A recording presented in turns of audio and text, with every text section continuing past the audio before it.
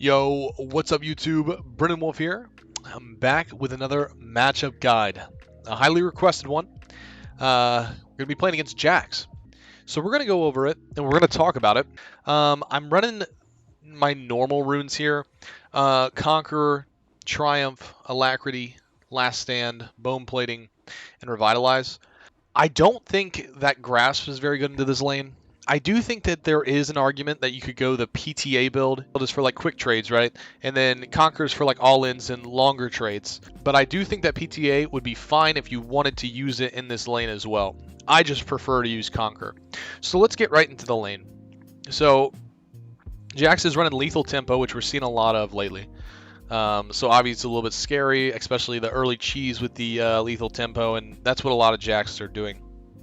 So the biggest thing is always going to be the E. So I actually want to talk about the E really quick, and this was what tilted me the most about the Jax lane was the E. And I want to give you a little tip on it. So the biggest thing we're looking for is we want to like parry the E, right? But our parry is on a 24-second cooldown, and his E at level 1 is on a 14-second cooldown. There's a big difference there. So when we use it, he's able to use it twice in an engagement when we're only able to use it once. But here's the thing about the E. So I'm going to read the ability to you, and we'll show the ability to you as well. Counter-Strike. Jack enters evasion for 2 seconds, a defensive stance. That causes him to dodge all incoming non-turret basic attacks and take 25% reduced damage from all area effect abilities sourced from champions. Counter-Strike can be recast after 1 second and does so automatically after duration, which would be 2 seconds. So, parry lasts 0.75. Parry lasts 0.75 seconds. Now, if we're doing this properly, there's only a quarter of a second window where we can actually get stunned. So what I like to do is actually when the parry starts, you go 1 Mississippi, 2 Mississippi parry. And then the only way he hits it is if he's doing it early. And if you notice the Jax is doing it early, then you can kind of like play on to that pattern that he's doing, right? And then also, sometimes it's not a bad idea to get hit by it. So in the early lanes here on our level 1, you know, he's gonna run at you and try to hit you with a counter-strike, try to stay out of range of it. But when his counter-strike is down, take trades. Go in, try to hit the vitals, stack up a little bit of Conquer, hit him a couple times and win those trades. Try to like keep in mind in your head, okay, it's gonna be about 15 seconds before he uses again. So you see that I'm taking advantage of the fact that his counter-strike is down. And then when we have 2, we don't want to go like basically try to really press the issue because he's not going to do enough damage with just his EQ or EW to kill you. So this is a perfect opportunity. Another thing we need to look at when we're talking about Jax is we need to look at the his passive. So when Jax auto attacks, it stacks up to 8 times and his attack speed increases over and over and over again. So when he's autoing a wave or attacking a wave, we don't want to try to engage him then. We want to try to engage him in between waves or try to push the wave and have him back up a little bit so that he doesn't have stacks. We definitely don't want to fight him when he has a full 8 stacks, basically. So we'll see you use the parry, and we might get stunned off the very end of it, but that's always okay. So able to get out of this here. But notice how he never really becomes a threat or stays a threat in the early lane as long as we're counting that. Every time, this lane is kind of interesting because you got to keep that like mental tracker going. Every time he E's, you count. Start counting. He E's, start counting. And just remember that he can't stun you until after 1 second. So we're going to fast forward a little bit here because I'm waiting for Lee Sin. I saw Lee Sin and now I'm trying to like avoid it. I knew the gank was coming. I knew it was somewhere around us. Now I go back in, and guess what? Lee Sin's still here. I thought I waited long enough, but he's actually still here. I don't remember if I die here or not, but here we go with this. Get out of it. I think this continues on, this fight, actually. So notice how we're just, like, staying out of it. Count. Parry. We don't get hit by it because he's fighting the Fizz, though. And then we get the kill, and now we have a lead. Now this is where we're going to take advantage of this, right? Shove in the lane. When we're ahead, this lane's never scary. This lane's never scary until he hits 6. So that's another thing. So in the early levels, you know, we're looking for. Actually, here's something that I tried here. I know that I die here, by the way, but we'll go for it. And so another thing you can do is keep in mind. So the reason I'm even like trying to go for that is just because Jax is completely all auto attacks, right? So if we parry him, even if we get stunned, we can still hit him with the parry afterwards and be able to get like a quick 4 vitals off, and we'll see that later in the video as well. It's never like the end of the world if we do mess it up and we get that point, a quarter of a second window where we do get stunned. So let's get back to the lane. All right, so at this point, we're just trading back and forth with him a little bit. We kind of want to always, you know, if you can ever get a freeze in any lane, you always want to go for it. So I'm trying to cut down the wave. But notice how he just used his E, so we instantly go in, right? That is a huge mistake for him to ever step up like that after using his E. At this point, he's not going to put points in his E. He's always going to put points into his W and stack that for his 6 to scale with that, right? So the second that he runs out of his E, we know it's going to be 14 seconds until he can use it again. We didn't have to use our parry, so this is an automatic kill because he tried to flash on us earlier. Always take advantage of Jax not having his E up. If he doesn't have it up, go for the kill. So you'll notice here, right when he's done with it, he should be walking away. He has to give this up. And if a Jax walks back in after using his E, he should be dead. And we should punish him for doing that, for walking back to the lane. So the second he does, we just go ahead and take the free kill. This guy just hands the kill over, basically. Stay on the vitals, get the kill, and now we can set up for our freeze, basically. So this is going to allow us to hit 6 before him as well, which is huge, because one of the biggest things that's super scary as well about Jax is the fact that when he hits 6, it's massive damage. So this lane has a lot of critical thinking to it, right? We're counting the timers for his E, we're counting the 1 Mississippi, 2 Mississippi parry, and we're also keeping track of every third auto attack when he's going to do massive damage from the passive from his R. We want to try to avoid that, because a lot of times really good Jax players will basically 1, 2, and then Q to you, and then W, and that's going to be like a third of your health. And so you really want to avoid that. So if you know that he's doing that, and you'll notice patterns, 1, 2, and then he'll try to jump at you. And sometimes it's better just to like parry that leap Q, and then just walk away, and then come back in around like 10, when you have like 10 seconds left on your cooldown or something like that, than to do anything. Now also, another thing with what we just did here is we're taking advantage of beating him to 6. So we want to definitely fight him if we beat him to 6, because Jax's 6 is very strong, but when he doesn't have it, he's really not that strong compared to our 6, right? So right here, we're going to go for it, and we also need to keep track of the range of his E, how big the AoE stun is, because you can always sidestep it, especially with the movement speed buff from our ulti. So right here, I don't get the stun, but I step away. I sidestep so I can get it, and then we're going to finish this kill as well. So right now, just dominating the lane. We're doing everything properly. We're doing everything that we need to do. Basically perfect right now. And so now after getting that kill, we basically have full control of the lane. We have the option to either freeze and hold it, or we can start shoving. Once again, almost 90% of the time, it's better to freeze to make your laner miss XP, especially with the new TP coming out, by the way, for Season 12, where you're not going to be able to TP to wards. You're only going to be able to TP to towers until 14 minutes into the game, which is going to make the laning phase a lot more, a bigger deal, basically. Winning your lane is going to become a big part of the game here soon. So we're going to get back to lane, and now we're going to see the fights that are after 6.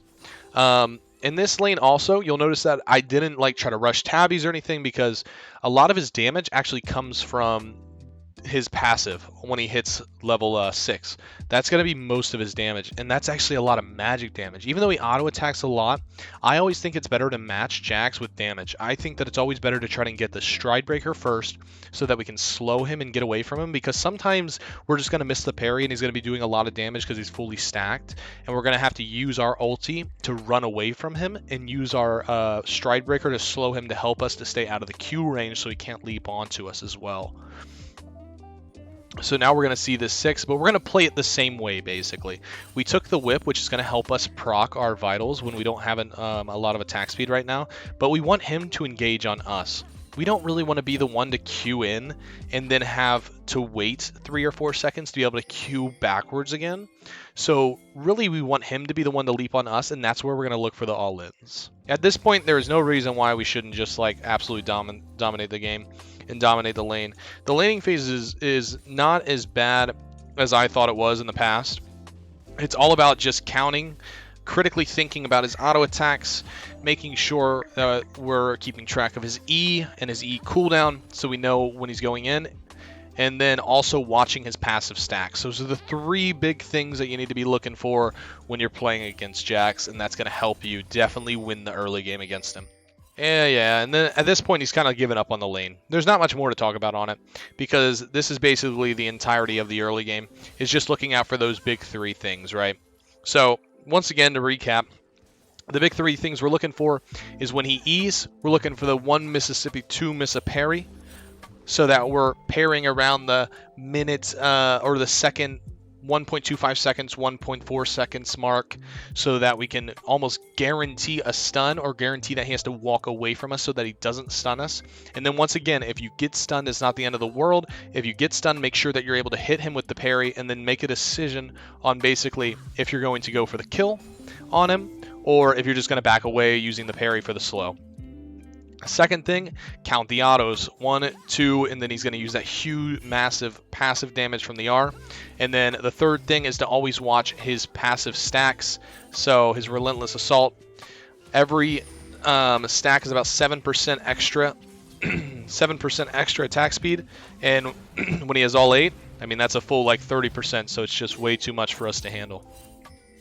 Notice how we're just going to keep doing the same thing. I think I actually get a kill here again. So now that we have the Stride Breaker, the lane gets even easier because we can slow him. And that's a big thing about Jax, is that he's pretty slippery with his Q and he's able to run away from you. Now, if you ever see an opportunity to hit it like that, you just go for it if you can hit the slow. And notice how we can just use the parry to slow him. We don't have to stun him. We don't have to stun him. We can just use it to slow him or to slow his attack speed, because keep in mind, our parry actually brings down the attack speed of the enemy that we hit for 2 seconds, which is enough time for us to actually hit all 4 vitals if we use our ulti on them or anything like that.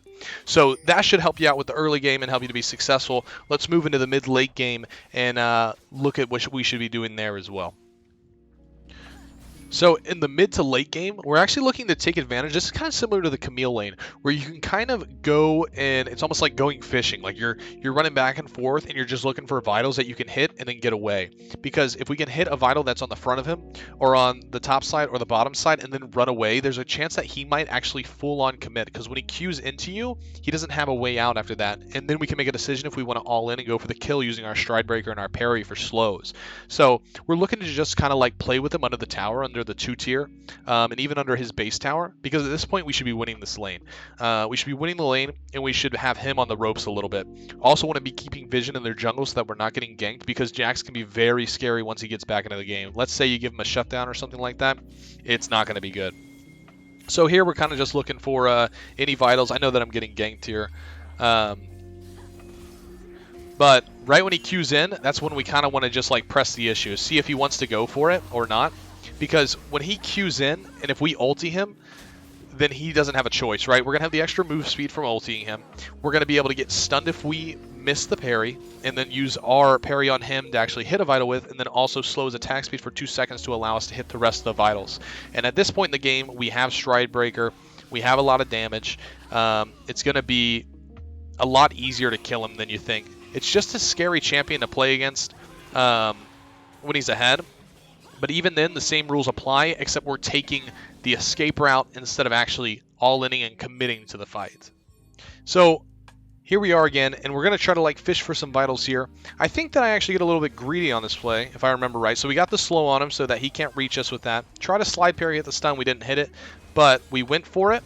But this is actually a mistake that I made here, right? So what would have been the better play would have actually been to just wait for the cooldowns. So I want to actually show a mistake so that you guys see it and don't try to do it as well.